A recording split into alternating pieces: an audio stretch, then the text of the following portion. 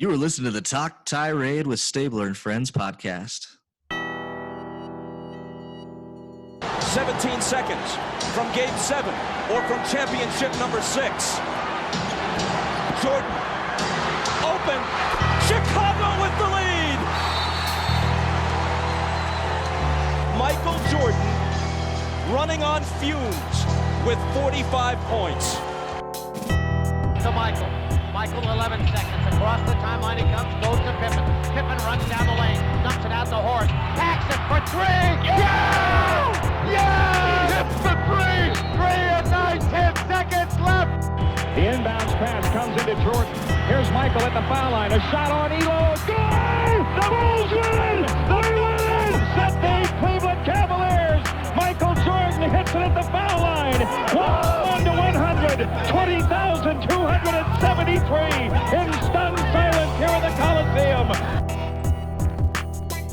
The Last Dance 30 for 30 documentary.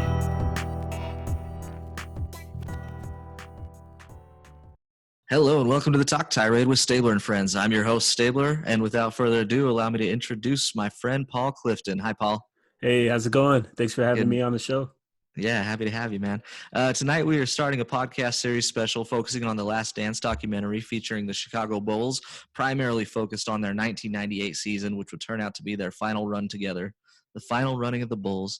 It was reported the Last Dance averaged 6.1 million live viewers between its first 2 episodes that aired last night. This is a 10-episode series where they will be putting 2 out per week every Sunday over the next month. And I am happy to have Paul joining me today because he is a diehard NBA fan. And every time I talk basketball with him, man, I learn something new. And we always have a lot of fun together. What's up, Paul? Yo, what's happening, Stabler?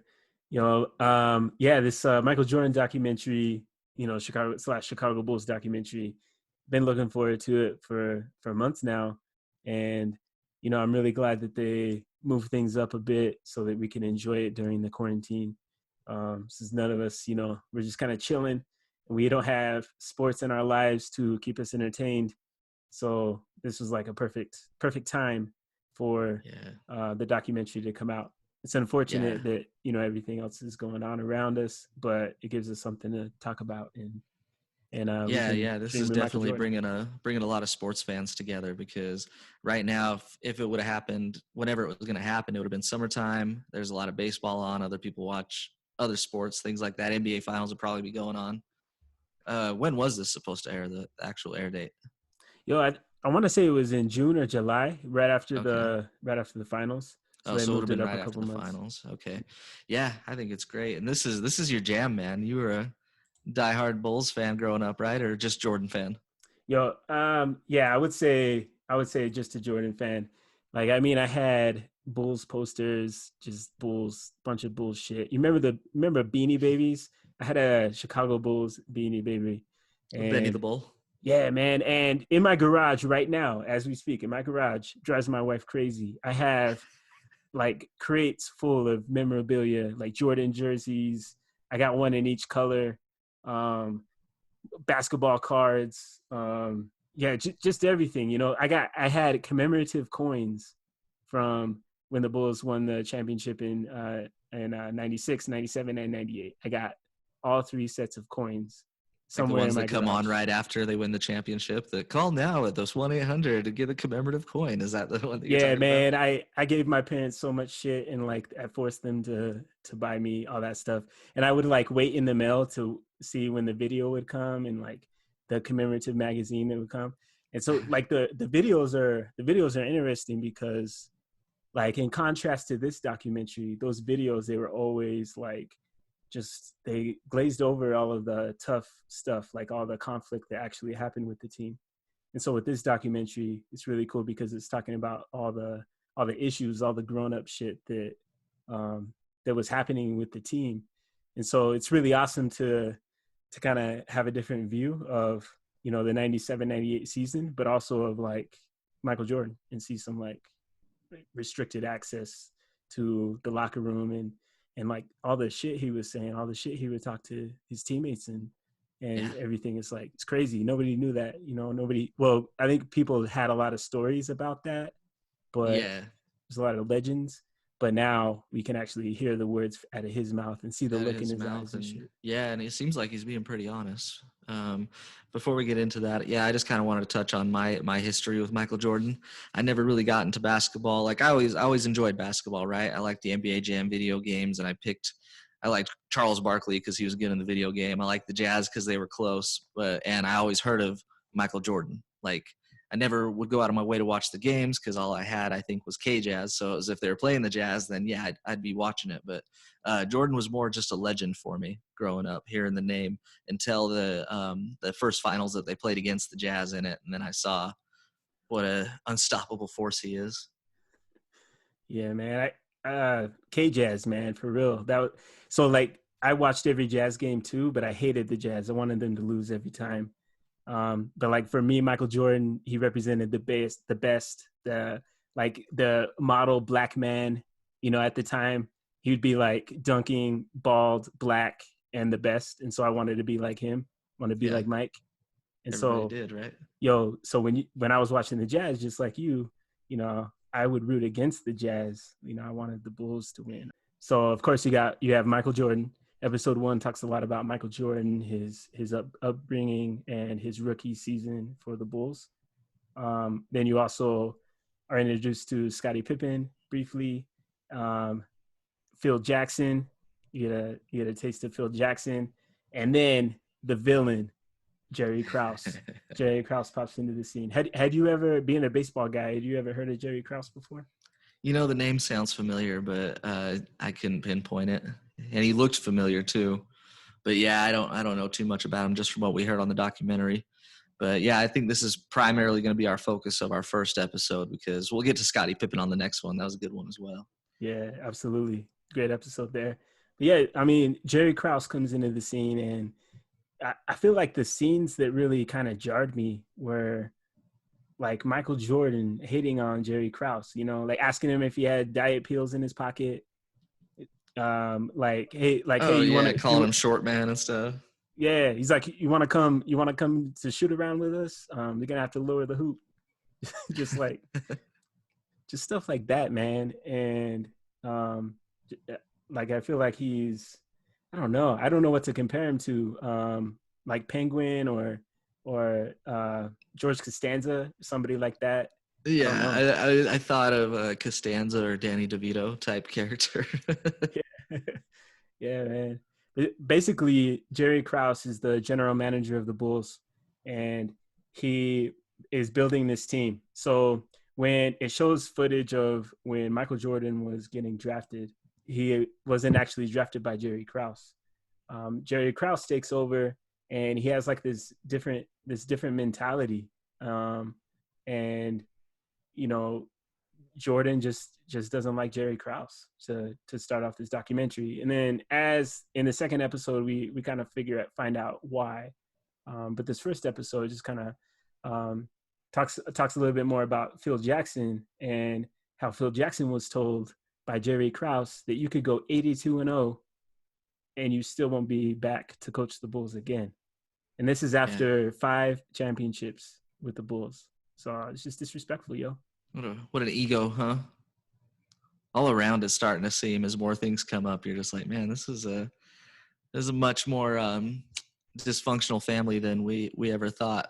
You would never be able to tell by the way that they hold themselves on the court, Yeah, I think it's like I think toward the end of this first episode, it was really interesting how they had the theme music. Alan Parsons Project, right? But so the theme music comes in, and they're getting their rings and getting presented with the trophy for winning in 97. So this is the first game of the 98 season.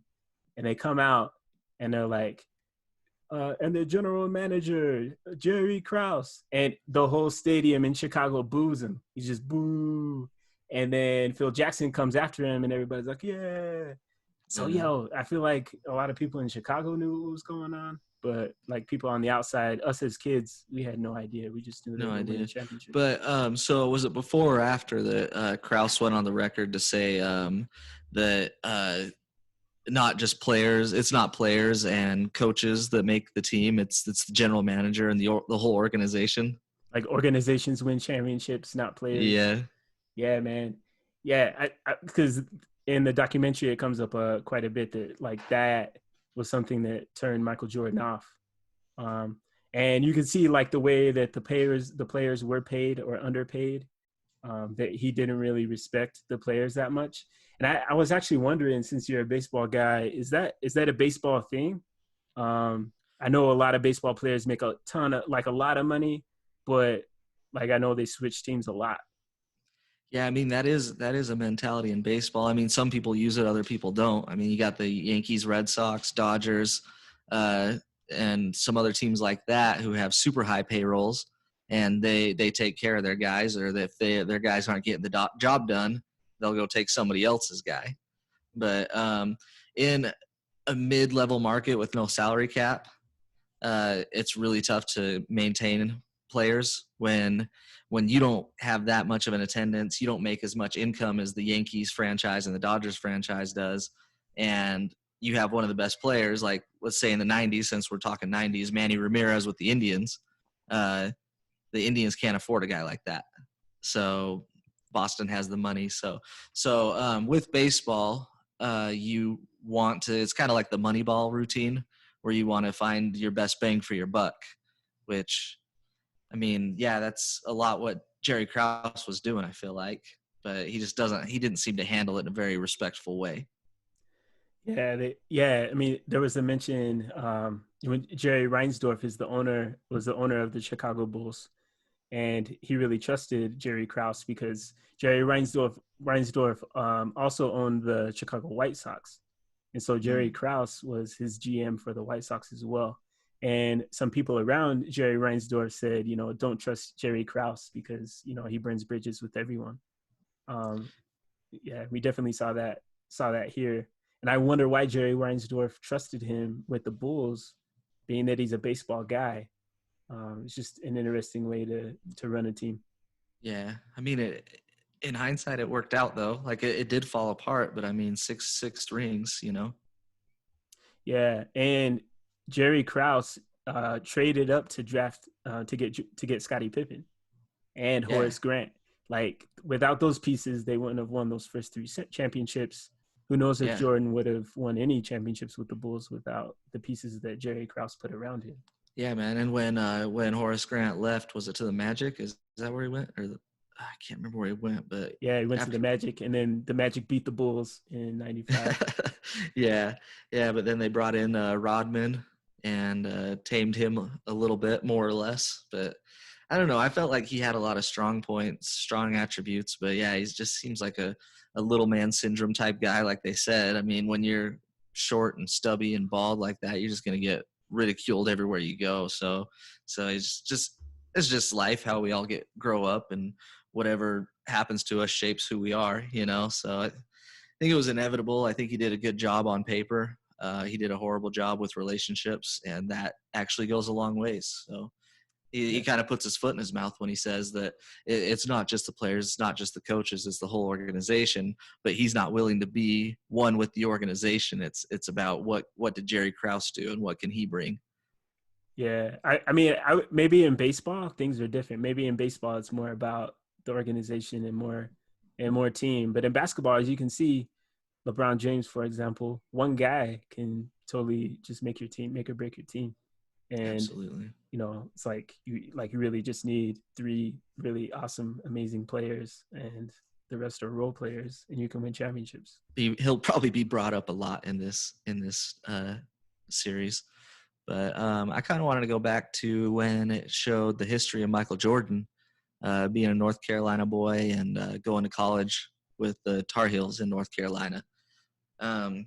This is bad on me, man. I always thought I knew my history, but I never thought Michael Jordan won a championship in college.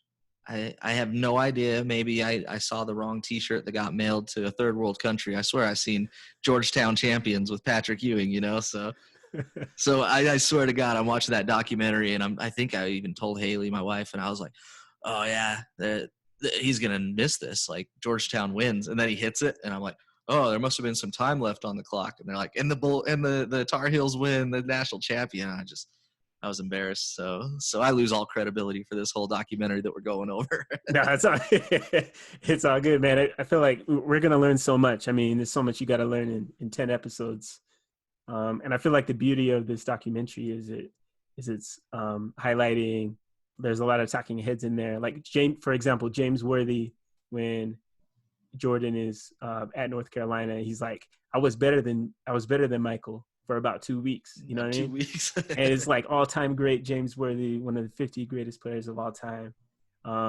Just talking about how great Michael Jordan was at that time. And those are comments that I had never heard before. And so, this documentary is different in that you're hearing from a different perspective that we haven't heard before. But yeah, 1982, he wins the national championship with North Carolina. Dean Smith is his coach, legendary Dean Smith. And then they talk about how he changed over time, like between his freshman and sophomore year, that he, took another amazing leap and got even better. And by the time he's a junior, like at this time, a lot of players didn't come out early. It was very rare that you would leave college early. But his coach, Dean Smith, actually encouraged him to leave college early and go into the NBA, which I thought was really unique, really like forward thinking by Dean Smith. I didn't expect that. Yeah. See, and I always thought that, like, if you have the talent to be a top whatever draft pick and get your money right away, then you have money to go to college if it doesn't work out. Like, if you're really passionate about learning and getting education in college, like, there's no point in sticking around. Like, if you got the talent, go take care of yourself, go take care of your family.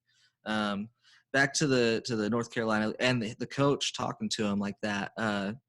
I told my dad about it. He didn't watch the series yet. He was asking how it was because I told him we're doing the podcast together.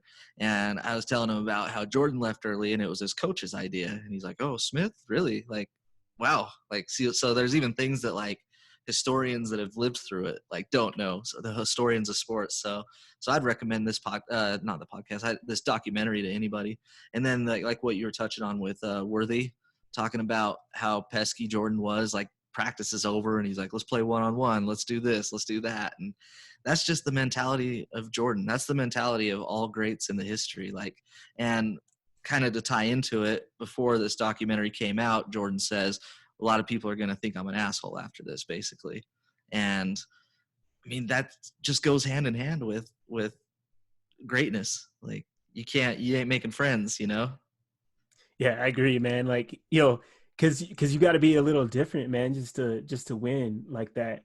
I can't remember if it was in episode 1 or 2, but there was this moment where Jordan is like right before the game in 98, in 97, 98, right before the first game, I think. And just the way his eyes are looking at Phil Jackson, like, he's crazy, like he had these crazy eyes. But it's like when you look at somebody and they're like sizing you, when somebody looks at you and they're sizing you up and they're like they just want to win. That's like fire in his eyes. I couldn't imagine being a player on the Bulls team in practice with a maniac. Like, you can't mess up. Or, I mean, there's a lot of stories. I think we'll get to it later on. Yeah, I think on the next episode we'll talk about. Yeah. It's just wild. But like when in this documentary, I really like the timeline because there's multiple timelines going on. There's one in 97, 98, and then it goes back to his rookie year in this first episode. And then also touches on the college, but then there's a timeline that goes way back, to the beginning of his life. And I feel like there are experiences that he had growing up in the family where they grew up, also being Black in America. Like, there's a lot of things that he was just taught that he had to overcome to be the best. Yeah, I remember him saying that he was in a pretty racist town, and he basically was told, like, well, you gotta get out, do your thing, be somebody, or else you're gonna be stuck in this. So just like little things that drive people in life, Yeah, dude, Jordan's mom and dad, they look like you can see Jordan in their faces, like Michael in their faces. They both, I don't know, I could see like features from both of them. It was crazy. Yeah, man, absolutely. His mom is so sweet, man. His mom is so sweet. Yeah. Yeah. I don't think his brother looked anything like him, though. His brother looks like he hasn't aged too well. Yeah, man. Well, it was interesting, like the competitions that he had with his brother Larry on the basketball court. Larry was older than him and bigger than him and would always beat him. And then Michael Jordan grew and then, started beating his brother. But there was one moment in there, like he kind of connected with his father once. Like he was looking for approval from his dad. There's like one part where his dad was talking about Michael came out to work with him because his dad was was a mechanic and working on the car, and he sent him back inside because he didn't know what he was doing, and so he grabbed the wrong tool or something, and his dad just totally like berated him and belittled him, like get your ass back in the house. You'll never be like your brother. Wrong kid die. Get into Dewey Cox a little later too. Yeah, actually, you want to talk about that now? Because definitely in this episode. The cocaine circus. Yeah. So Michael Jordan's first year for the Bulls, they kind of just talk about like how he was building relationships with other players on the Bulls team, and like so the NBA at that time had just come out of this like huge drug era where there's cocaine everywhere. Women after the games, like it's just all sorts of crazy stuff, man.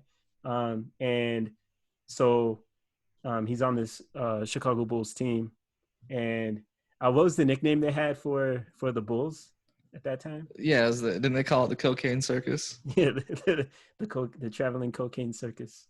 And so Jordan goes in. He's like he's in this hotel room, and he goes out and he's looking for all of his teammates. And he's knocking on doors, and he finds all of his teammates inside this one room. And he just describes it as like, there's lines of cokes over here, there's weed over here, and women everywhere. And, he makes a choice to leave. And it's just like the Dewey Cox story. You're like, yo, you don't want any of this shit, Get out of here, MJ. You don't want no part of this. We're hooking up with women and doing cocaine and reefer. Makes us feel great, but you don't want any of this. Get out of here.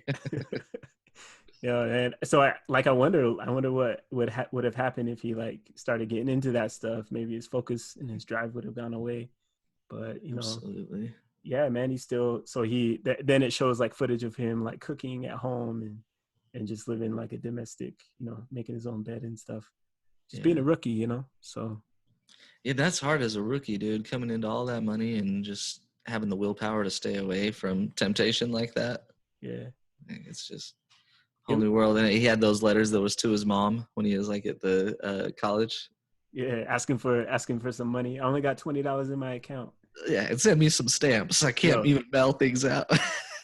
Such a different life, man. Such a different life. I forget how long ago that was, man. Like 1984, 85. Yeah, before internet, so they're mailing letters and stuff. And yeah, just to think of where he is now, like number one shoe every single year since he's been in the game, or since they came out.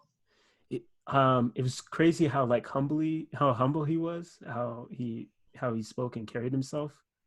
And he just like, I don't know, winning or like the fear of losing,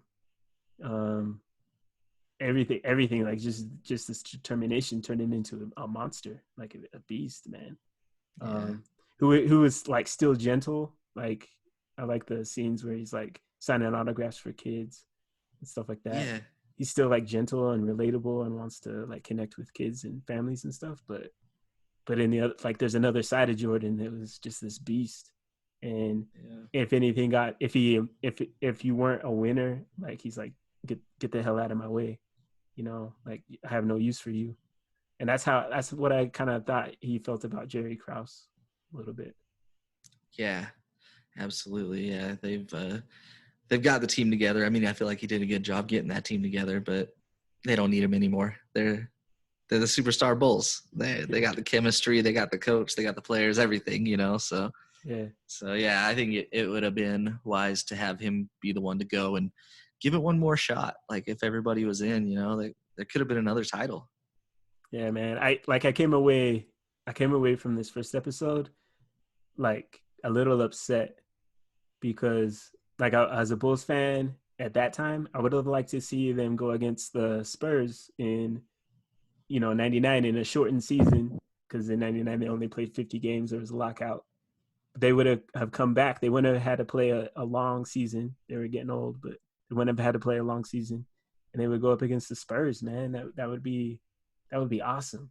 Like, just to see like one more, see if they can get 7. That'd be insane. Like 6 was insane in and of itself, but like I feel like we were robbed by a little man that was just a jackass and like wanted the shine, was mad that players were like, getting credit for a lot of things. One of the other things that I was really interested in was like his rookie season, how quick he became the leader of the team. So it was like his 3rd game to play in the Bucks. He destroys Sidney Moncrief. They got Sidney Moncrief on the dock, talking about how Jordan was just unstoppable as a rookie. And then it's like Michael Jordan's like, man, we're not going to lose again. Like, I don't want us to lose again type of thing. I'm not going to let us lose again type of thing. So he's like clearly the leader as a rookie. Yeah, he just basically took the team over. And then on the Sidney Moncrief thing, I was just kind of following along on live Twitter to just get more ideas from people about things to talk about and stuff. Man, everybody said how underrated Moncrief was. And I've heard the name, but I don't know much about him. Did you? Yeah, I didn't know much about him. I know, yeah. I just know that the Bucks were a huge rival for the Bulls throughout, and Jordan killed them, just like he did the Cavaliers and everybody else eventually. Yeah, they all bowed down to Jordan. And I want to just kind of finish off. I was listening to the Dan Patrick Show this morning, and they had Reggie Miller on. Cool. Man, he is still unforgiving of Jordan and the Bulls. And I guess it's a really sensitive subject for him. I guess it got really personal between him and Jordan. He didn't want to go into details on the show, but he just said that it drove him nuts because he knew that Jordan was on a higher level than him, but he gave it his all every single time and just always came up short. And he's never gotten over it. So was that this morning on the show? It was, yeah. You have to check it out if you get a chance. But it was pretty insightful. I liked listening to that. But and they also kind of mentioned that the more I'm watching it, like, I'm a big Kobe guy, and I've always said that I think Kobe's had to play in one of the hardest divisions or hardest eras, and he still kicks some ass. So I don't know. I've always said that I think Kobe might be a little bit better than Jordan, but I mean, just in those first 2 episodes, it's already kind of swaying my opinion on that. So that's a good episode, man. Let's get into the second one. Thanks for listening, guys.